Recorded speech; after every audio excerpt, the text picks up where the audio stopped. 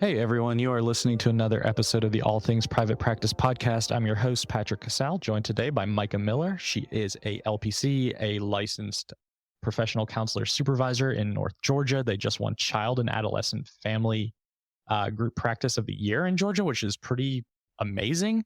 Um, Speaker, author, Facebook group moderator, coach, all the things. So I am really happy to have you here because I know you were just traveling for a speaking engagement over the weekend.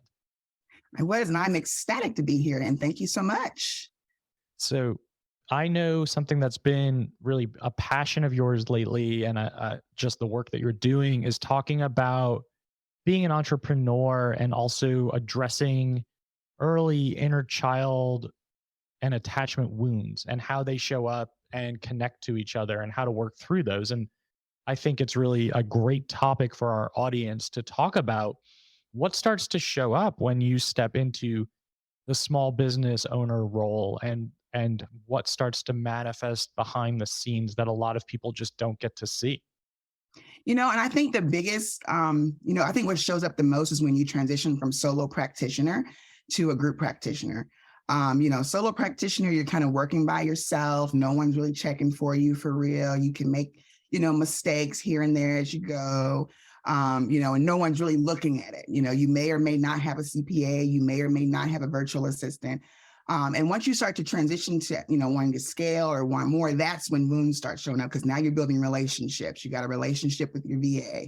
You got a relationship, with your contractors or your W-2s. You're building relationships with CPA. And so then you have money wounds popping out. You have, abandonment traumas popping out. You have, the overachiever or the underachiever things that start popping out. So, it's a numerous number of wounds that actually surface. I think for me, one of the biggest ones was more so like abandonment trauma, like being afraid to confront staff or being afraid to, do, even sometimes delegating, the idea of delegating, but then you may leave me, or the idea of delegating, so a lot of things just did pop up. And so we did talk about that at that conference. But I think people don't realize how badly trauma wounds pop up when you start your business. Yeah, I think that a lot of people just assume like I start my business, I put my business owner's hat on, and like I can separate personal from professional. And I don't think that's possible because there's so much interconnection. Like you said, the abandonment wounds popping up, the control issues that start to manifest when you struggle to delegate or truly give your teammates autonomy and trust that they're going to do the best that they can do for your business. All of the things that come up, even with like conflict, right? Like you mentioned, if you're noticing something that a staff member is doing or that you're not happy with, or something that a virtual assistant's maybe doing that you like the way it's happening, if you don't confront that, if you don't have healthy communication, resentment starts to build up, frustration starts to build up. You start to really regret your hiring decisions. You start to maybe communicate in a way that's like not intended, but the message is coming out in a way that can be harmful. And I see that a lot in people that I coach, and they really struggle with, I don't want to be the bad guy. I don't want my staff to dislike me. I Yes. want to make sure everyone feels really happy and taken care of. But sometimes you have to use direct confrontation and just have healthy confrontation to run a successful business too. Absolutely. And I think that needs to be in consideration because you're sacrificing the success of your business, for, people pleasing or for accommodating or for all these various things. And it's like, you're going to suffer, your business is going to suffer. And you have to put yourself in a position of, this is a purposeful business. This business means this to me. This is what happens, or this is my goal for this business. But you sacrifice that. You really self-sabotage and self-abandon, if we're being honest, when you do not address those wounds because they're going to show up. Yeah, absolutely. I think you're spot on. And I think that self sabotage piece is a lot of the time what we see leading to burnout too, right? Like, because then you're like overextending, you're doing too much, you're not really delegating responsibilities as a boss or a leader that you should be. And you're trying to take everything on, maybe because you don't trust the staff that you have. Maybe it's just the relinquishment of control. Maybe it's just simply like that's how your anxiety manifests. And I have to do all the time. And I Mm. think that just sets you up for a platform where things really start to become heavy. And that's where we can become really regretful of the decisions that we've made. And sometimes we've dug ourselves too deep a hole to come back out of. So Yeah. tell us a little bit about some of your journey that led to really becoming passionate about this topic. Like, what were you noticing showing up for you as you went from solo practitioner to boss and group practice owner and having staff that you actually had to manage and lead and supervise? I mean, it boils down to, I think one of the biggest issues too is you don't pay yourself, right? You talked about not trusting your staff. What about not trusting your damn self? I think a lot of it was I didn't trust me to make the right decision in who I picked, or to make the right decision in a bunch of things, just because of, the potential of imposter syndrome or whatever it is that popped out. But for me, it was really mainly like trusting. And it boiled down to trusting me, trusting that I could actually do this work, that I could actually run a business. It's very different from solo practitioner, which, was great. And group practitioner is great too, but solo practitioner was great because nobody was checking for me. I didn't have, if I made a mistake, no one knew. And when I decided to transition, it was like, oh shit, like this is different. Solo This is really different. wild fucking west, right? Like Yes, where yes, you're just in your office or virtual office, seeing clients, doing whatever is happening throughout the day. And by the end of the day, you're like, I don't even know what I did today. And you don't really have that accountability if you don't set up those systems for yourself. But when you yeah. have staff that you're, leading or supervising, there's a lot of self-doubt that comes into question. Like, am I making the best decision, not only in the interest of the business, but the people I'm employing, in the Mhm, interest of myself? What priorities do those take? Like, where do I stand in that line of succession? Like, mhm. I know as a group practice owner, I stress constantly about my staff's well-being. Are they getting enough clients? Are they feeling enough like joy in their lives? Are they having enough work-life balance? Are they not burning out? Like, and Yes. that's a lot of the behind the scenes stuff that I have to deal with.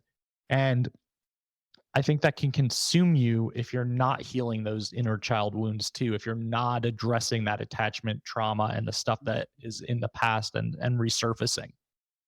Yeah, because you can personalize everybody else's stuff as if it is against you. Your admin may be going through grief. They may be going through all these different things. And you may be afraid to confront what's going on or whatever, but you just assume they're not doing whatever. And it's like, yeah, you have to get into a position where you realize like the lens of abandonment that you may have, or the lens of rejection or neglect, or whatever that lens is, may be skewed because you are so used to someone leaving you. And it's like, no, they are checked out emotionally. Check in with them and check in with yourself. What is happening with this transference issue? So Yeah. you're absolutely right. And that we do that so often as human beings, like where we are reading into a situation and putting our own spin or perspective behind it without really knowing what the other person's going through. And maybe that person's become distant or they're just not as communicative. And in your head, you're like, okay, this person's not doing a good job. They're not showing up the way I need them to. But if you never address it, that narrative is very one sided and very Mhm. skewed. And that perspective is often misjudged, and you Yeah. can then react in a way that you don't intend to or is not accurate. And it could just be like you said, this person's just having a hard fucking week and Yeah. they just don't want to talk to you because that's just how they're managing their stress levels. And I work with kids and teens, right? And I always say to have a friend, you have to be a friend. That's what we always say when they ask about how do you make friends. And you translate that into your business. I'm really big on bringing even the positives of childhood into the way you operate your business and creativity. And it's like you have to get to a place of vulnerability and even be open to share some of that vulnerability with your team. If you have certain wounds or you have certain things, share that with them. My team is clear on certain deficits that I have. They know that I'm very type B, so I had to hire an executive assistant to help me with the day to day, or the more the smaller details. I'm a very big picture person, so it's like you have to be very honest with your team too about the type of person that you are, the type of, whether you consider yourself a boss. I consider myself more of a mentor, more of a a guide my team. I don't necessarily like the term boss, because I do have a teaching site. I want to help cultivate amazing clinicians. I want to see those clinicians that do want their own private practice thrive. And so that's kind of the angle that I've taken since the pandemic really is to be a teaching side. That's a great point, and I want to talk a little bit about that. So, the teaching slash mentoring side versus being a boss. I Yeah. think that we can, not we, but I don't want to generalize, but I know a lot of folks really struggle with, well, what if I hire someone and they want to leave? What if I hire someone and invest all this resource and then they go start their own practice?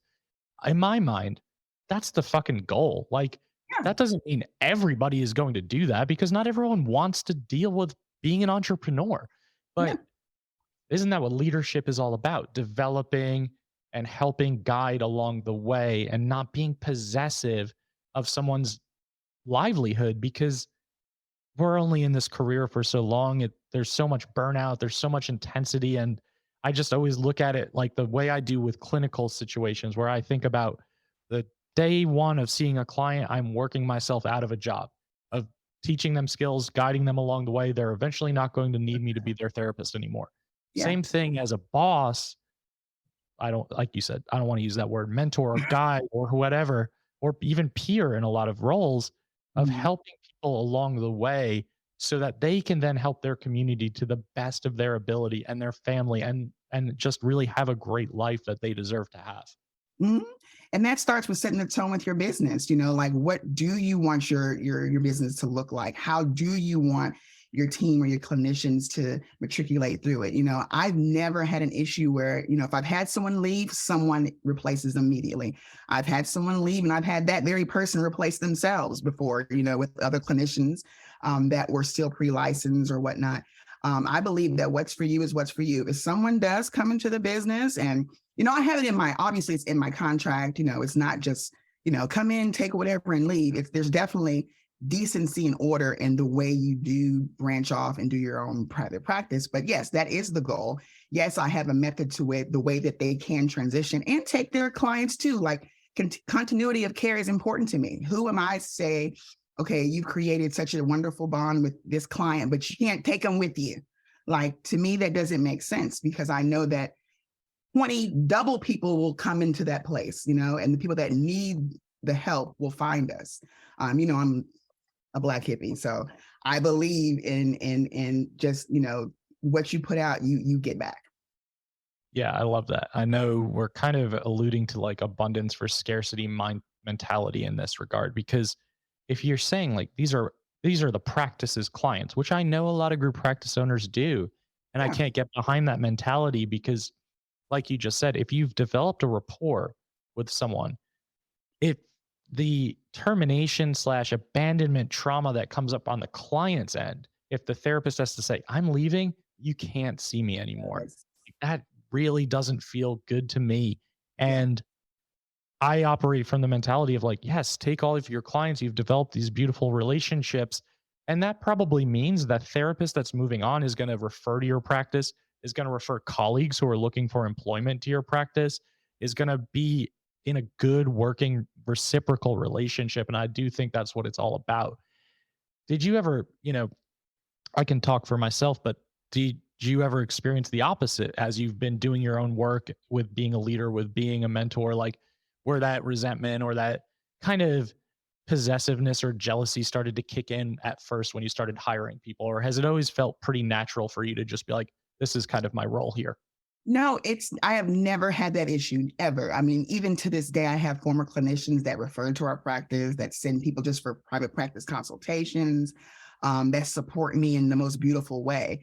I may have had one or two that just kind of went on and did their own thing. But like I said, we were in the middle of a pandemic when I was transitioning to group practice, so even the ones that transition out, it was like, oh, I understand. I know why you're transitioning out. Like burnout was real during that time.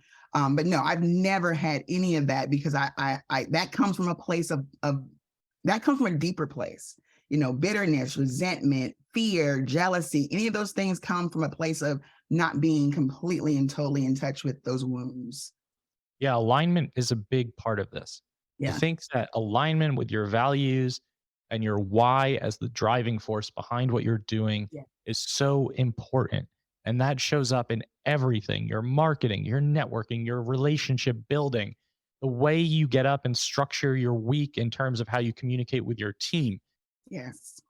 It's so crucial that you are working on those wounds because those are the things that will show up if you're not doing your own work. And, I think that a lot of us in this profession, seem not to really practice what we preach. So it can be harder to do that. And I never struggle to have applicants. Like, I Mhm. have all these colleagues who say, I can't find anyone. I post on Indeed. I did this, but nobody's applying. And I'm like, I get bombarded by emails of people who want to come work here. And I think it's again setting the tone, creating a culture where people feel supported, feel like they can grow, feel like there's going to be accountability, and that it feels overall like a good place to be. And that doesn't mean that has to be the final landing spot, because I think in this career, we're going to change interests and we're going to change our passions and things are going to evolve. And we may move into other areas like coaching and consulting and training. And there's just so much we can do. And I don't want to be the barrier for someone to move forward past that. Yeah, I absolutely agree. And talk about alignment, like you sometimes there's a stillness in alignment. Sometimes there's a moment of, okay, it's time for you to kind of recalibrate a little bit here, sit. Because there may not be a time, you may not be in a position where it's time for you to move right away. There were moments in my journey where it was like, okay, I'm not getting applicants. What's going on? But it was because it was like, no, this system is out of whack. This system is out of whack. This system is out of whack. You're not in alignment, business alignment right now. Tighten those up, tighten it up. And as soon as I tightened those things up, I had 4 applicants that I hired, ended up actually hiring all 4, and they're still with me 3 years later. Yeah, the 3 years. Oh my God, time goes by so fast. 3 years later, because I was ready for them. Yeah. Yeah, I think that speaks volumes. And that even goes back to like in solo practice, you get that ebb and flow of like clients coming in, clients coming out. And then there's this stillness period. And I think the stillness makes you question your ability a lot of the time of like, what's happening? What am I doing wrong? What am I missing? And if you can really take a step back, it's probably like you don't have the capacity, Yes. you don't have the energy. Um, Maybe this is going on in your life and you just truly can't commit to being as present as you want to be, or like you said, systems being out of whack or whatever it is. But stillness is really important in the entrepreneurial journey, and not feeling like you have to press, press, press. And I know how hard it is because that anxiety can creep up and start convincing you with all of this irrational self-talk of like, you don't know what the fuck you're doing, you're never going to get calls again, you're clearly not a good business person, all the things that your brain can start telling you. And in reality, like anytime I've had a quote unquote like slow time, I've stepped back and been like, oh, my wife just had major surgery and I had to be there for her recovery. Oh, I just had major, like something was happening where I just couldn't show up the way I was showing up in the past. And realizing that's the beauty of being an entrepreneur is the ebb and flow, is the Yes. slow season, is the ability to step back and be like, oh, okay, I don't want to get up until 11 a.m. today. And that's okay because I get to make that decision. Mhm. And you got to teach your team that. Like, like I said, I'm a teaching site. So when I hired them, I'm like, listen, there's an ebb and flow that happens. I pretty much mastered the trend of what that looks like. So you need to plan for this. We need to plan to see this many clients this week, or plan to see this many clients before school starts or whatnot. Because once you're ready to take your vacations, or once you're ready to take your holiday breaks, or once kids are ready to go on their vacations and their holiday breaks, you're going to see a slower pace on your schedule. But we've planned for that. So it's almost like that's how they maintain balance emotionally, because we've already planned for that since day one when they walk in the door.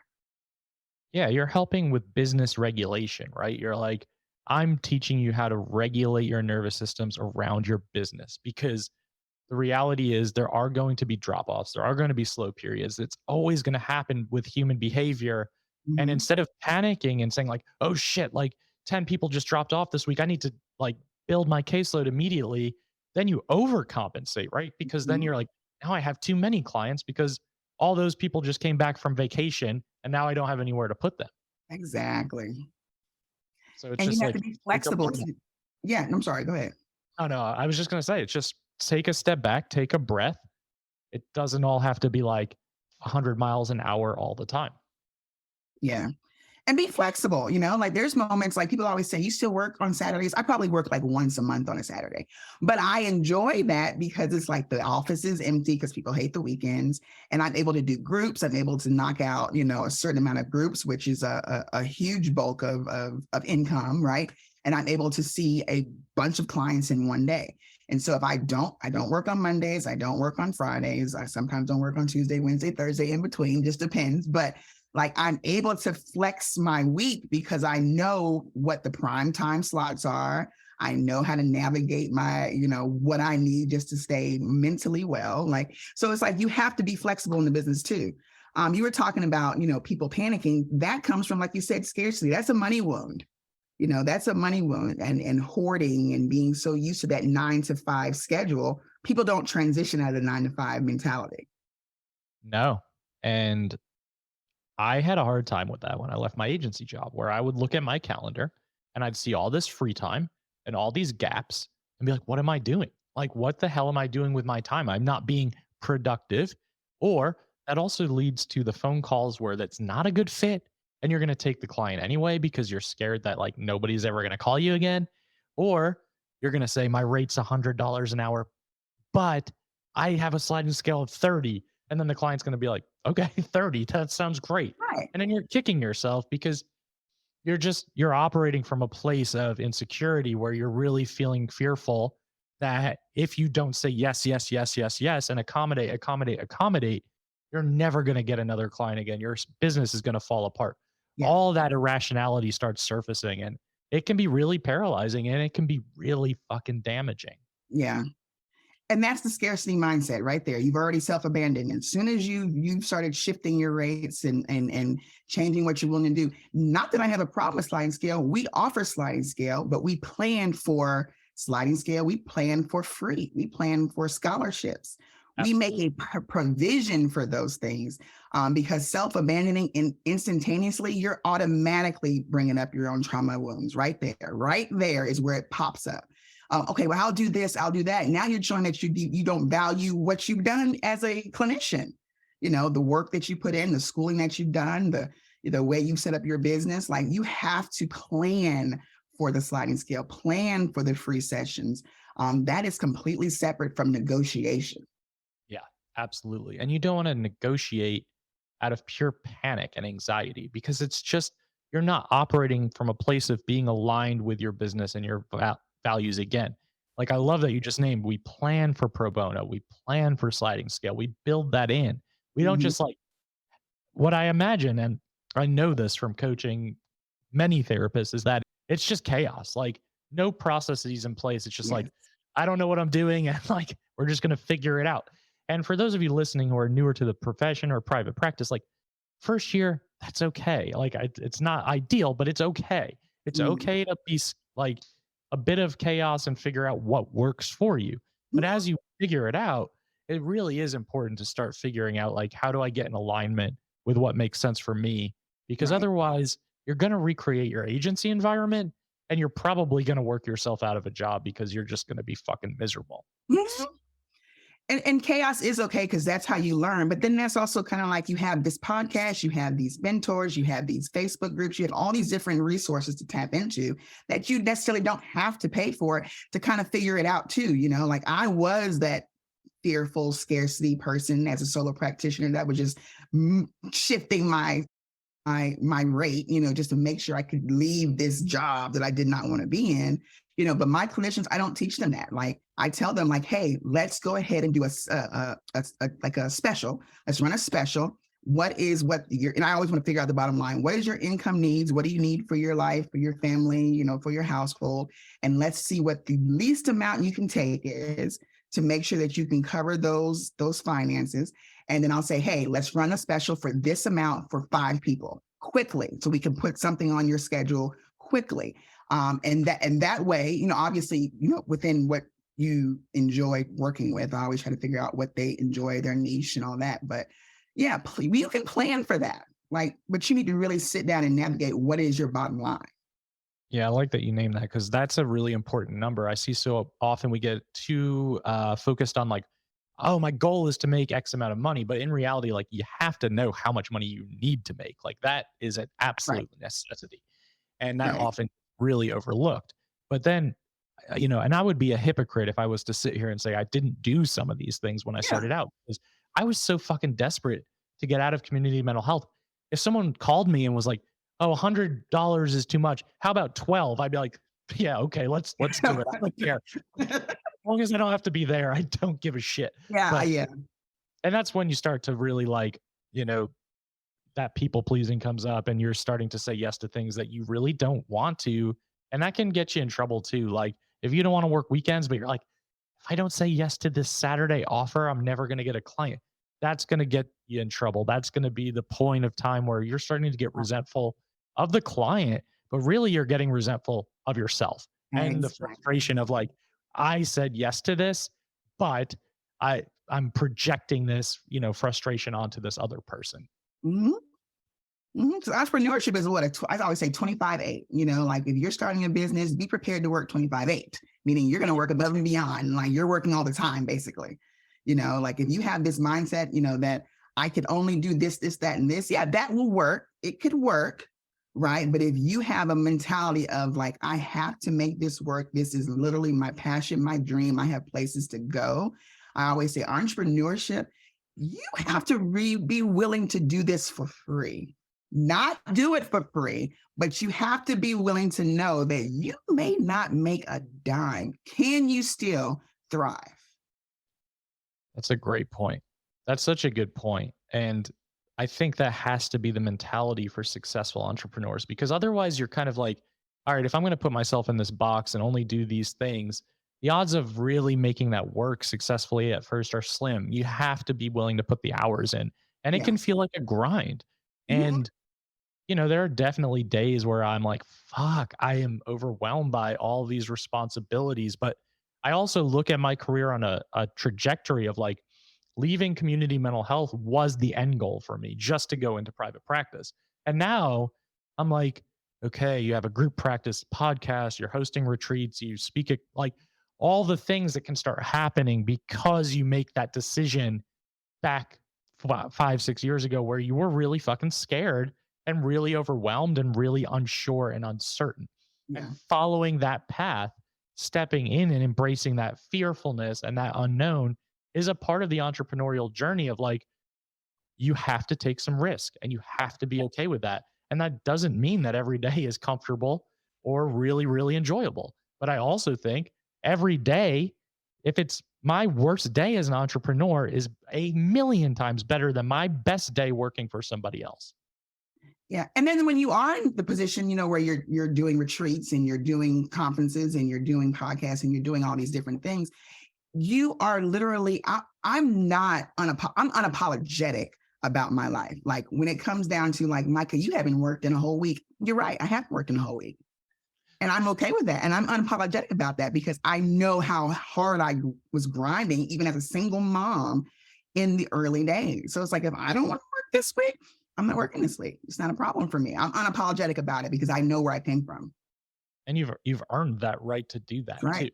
And the thing about that is someone who's in a leadership, mentorship role like yourself, there are going to be weeks where you don't work, but there are going to be plenty of weeks where you are working 60, 70 hours a week and being Absolutely. responsive and just having to take care of all putting out fires and things that are happening.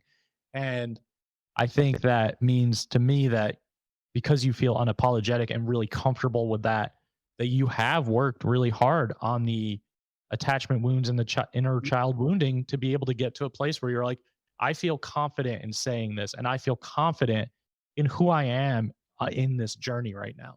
Mhm. I always say I'm a recovering busybody, because I was always trying to find something to do or find something to work on or find something to read or find something to change. I mean, obviously, I still do that because it's kind of fun. So I'm like a nerd in that aspect, but I'm not always trying to see what's wrong with what I'm doing. And I think that is one of those major overachiever wounds that I had that I've been able to work through. I love hearing that. That's great, and I hope that those of you who are listening who can relate can take some of this in and just know that as long as you do the work and and really start to strategize and have a plan and have a vision, things will come together. But I do think doing the work is crucial. For Absolutely. To everyone listening, like, what are some tips or suggestions you could give for those who are like, oh, I am noticing this stuff coming up and surfacing in my business? Like, what are the things that they could be doing? Start journaling, like anything when it comes to be intentional about it. If I could start all over again, I would have started journaling way in the beginning, because what's coming up, what, and say, for example, the issue that comes up is you're scared to spend money on a virtual assistant. I think I hear that so much with people in solo practice is there's a fear of scheduling or hiring a virtual assistant. What comes up, start journaling. I mean, even if it's just thought journaling, just thought dumping, just start writing it out. What comes up when you think about hiring? Worthiness, being deserving comes up. Imposter syndrome, like, who do I think I am? I'm running a business and I'm hiring somebody. That comes up. Write that down. Where do all of these ideas come from? And then go back and try to figure out, where does this stem from? I think during the conference, we had so many people have a lot of aha moments of where some of their issues actually stem from, whether it be family, whether it be their place in the family, the narrative that they've been given from their family about money, or about, even being, a woman that's owning a business, or, whatever it is. Like, there's always something that put that thought in your mind, or that narrative that you're telling yourself that you can't do that. Who do you think you are? That's something that you even think is something, but it is. Who do you think you are? That simple can really stop you from thriving. Yeah. Yeah, absolutely. That who do you think you are is a pretty painful and powerful one, Mm-hmm. because it makes you second guess everything. And it Everything. makes you just press pause and just take that step back and shrink back and say, I can't grow, I can't play any bigger than this, I don't deserve to, I'm Mm-hmm. not worthy of doing so. All of that shit. So I love that, the journaling prompt, and really being intentional and reflecting on it and just kind of processing it for yourself. I also think for those of you listening, like, do your own therapy, Yes. get coaching, get mentorship. Micah mentioned podcasts, Facebook groups. Like, there are so many free or low cost options for those of you who are like, I can't afford to do some of that stuff. There are lots of resources to be able to help you navigate some Mm-hmm. of this inner child wounding, some of the stuff that's showing up and surfacing in your businesses, that self sabotaging behavior, or just really making sure that you can't move forward or grow into what you want to be. Yeah. Yeah. Because even starting out for me, you were talking about, like, you can fumble, but I feel like when I started, it was when Facebook groups just started popping out, like, literally, so it was like I was in all those groups. You have people who have free resources. Utilize the free resources first. You're going to need a coach eventually. Like, if you want to keep scaling, I do believe that scared money don't make money. That's what I always say. So you do eventually need to invest in yourself. I can say it, could not say that better myself. That might Yeah. be the podcast title, by the way. Scared, Scared money don't make money. but that's true. I mean, it's so true. And I talk about the importance of outsourcing and scaling all the time. And when you're thinking about hiring a coach, you're hiring someone who's made a lot of the mistakes that they'll help you avoid making, so that Yeah. you don't have to go through the heartache of doing whatever the case may be, like, or not Mhm. having certain things in place, or just helpful ideas and tips that come along the way, and just motivation and accountability. So Yeah. lots of good information there. Yeah. Um, Micah, this has been good. And I appreciate you coming on and sharing a lot of this story. And for everyone listening, I hope this was helpful. And I promise you, if you're just going to take some of this in, it's going to start helping change the trajectory of your entrepreneurial journey. Um, and Micah, just tell the audience where they can find more of what you have to offer, because you've got some of those Facebook groups, you've got a lot of stuff going on. What's going on behind the scenes? So I did start the Glow Getter Psychotherapist community because that's where I started. I started out in these communities. So I wanted to help other clinicians or other people wanting to go from solo to group have those resources. And it's really more so the inner work. You can go get the details and all that too in the group, but I really want people to work on the inner part, because that's the momentum that really drives the business. If we're being very honest, is the mindset. So that is called the I'm all tongue tied. The Glow Getters psychotherapist community on Facebook. I'm also on Instagram at Mikah Miller, MIKAHMILLER. And all my links are in the bio. So if you want a consultation, if you want, to find those groups, all of that is in the bio. Books, I have resources, I have all types of things in my bio. All types of things. And we will put all of that stuff in the show notes for everyone listening so that you have easy access to all of Mikah's information and resources that she just mentioned. Mikah, thanks so much for coming on and just sharing some of your story and a lot of helpful tips for everyone listening. No, thank you for having me. It's been amazing. To everyone listening to the All Things Private Practice podcast, new episodes are out every single Sunday on all major platforms. Like, download, subscribe, and share. Doubt yourself. Do it anyway. We'll see you next week.